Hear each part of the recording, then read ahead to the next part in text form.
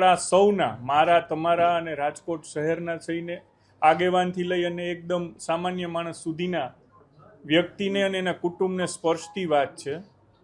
એ વાત છે ખોરાકમાં ભેળસેળની. રાજકોટ મહાનગરપાલિકા ખૂબ મોટા પાયે કડક હાથે એક આની વિરુદ્ધની એન્ટી ડ્રાઈવ લેવા જઈ રહી છે. ગુજરાત સરકારના મુખ્યમંત્રી Shri Bhupendrabhai Patel, deputy chief minister Shri Harshbhai Sanghavi અને આરોગ્ય મંત્રી શ્રી પ્રફુલભાઈ પાનસેરિયા સહિતની સૌની ઈચ્છા છે કે ખોરાકમાં ભેળસેળ ગમે તે કારણોસર થઈ રહી હોય પણ કડક હાથે અટકાવવી જોઈએ. અને આ ભેળસેળ એ એક નાનકડું આતંકવાદી કાવતરું જ છે. વેપારીઓ સમજણમાં કે અણસમજણમાં ક્યાંક પોતાના વધારે નફા માટે દરેક કુટુંબના નાના બાળકથી લઈ અને અત્યંત વૃદ્ધ પરિવારના વ્યક્તિ સુધીનું મારા તમારા સૌ ઉપર આ એટેક છે.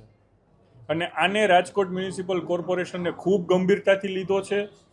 અને હવે ભેળસેળને અટકાવવા માટે, નસિયત કરવા માટે આખું વરસ ડ્રાઈવ ચલાવવાના છીએ. એવું નથી કે 15 દિવસ 1 મહિનો ડ્રાઈવ ચાલશે. અમારો આરોગ્ય વિભાગ અને એને સંબંધિત જે કોઈ વિભાગ છે આના ઉપર ખૂબ કડક એક્શન લેવા જઈ રહ્યા છે. સીધો જ સ્થળ ઉપર દંડથી લઈ અને સીલ સુધીની બધી કાર્યવાહીઓ થશે. અને આપ સૌના માધ્યમથી જે લોકો જાણતા અજાણતા ભેળસેળ કરી રહ્યા છે આ લોકોને એક સ્પષ્ટ ચેતવણી અને સાથોસાથ વિનંતી આ બંને દઈ રહ્યો છું કે આપ આ ભેળસેળ અટકાવો. આ એક અત્યંત ખરાબ ટ્રેન્ડ છે. એમના પોતાના બાળકો પણ ક્યાંક બહાર ખાતા હશે ને આવું ખાતા હશે તો એમના માટે પણ ઘાતક છે. એટલા માટે સૌ લોકોના હિતનો, જાહેર સ્વાસ્થ્યનો વિચાર કરી અને આને તાત્કાલિક અટકાવે.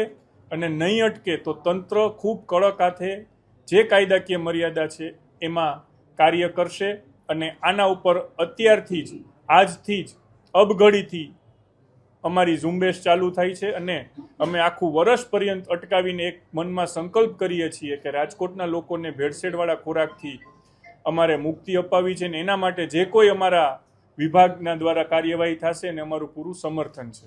આપના માધ્યમથી અને લોકોને અલ્ટિમેટલી તંત્ર પાસે આજે અમારી ટીમ છે તો 50-100 માણસ, આ અમારી મર્યાદા આવી જશે. કાયદાથી પણ બંધાયેલા છીએ. કોઈ પણ જઈને હું કે તમે જઈને રેડ કરી શકતા નથી. એના ક્વોલિફાઈડ પર્સન જ રેડ કરે છે. આવી ઘટનાઓ ધ્યાનમાં આવે તો બહોળા પ્રમાણમાં અમને માહિતી મળે એટલે અમે એક્શન લેવા માટે કટિબદ્ધ છીએ. લોકોને પણ અપીલ છે કે તમારા ધ્યાનમાં આવે તો ફોટોગ્રાફી કરીને અમને મોકલી દો. અમે ચોક્કસથી એના ઉપર એને પણ ગંભીરતાથી લઈને કરીએ છીએ. અમે ચાલુ બી કર્યું છે કે જે કોઈ ફરિયાદ આવે છે એને અમે ગંભીરતાથી લઈ અને વોટ્સઅપના માધ્યમથી આવે કે મીડિયાના માધ્યમથી આવે એને કરીએ છીએ.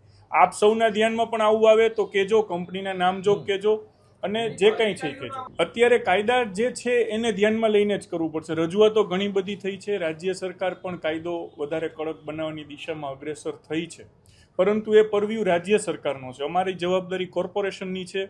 તો કોર્પોરેશનમાં અમારી પાસે જેટલા પાવર છે એટલું અમે મેક્સિમમ કરીએ છીએ.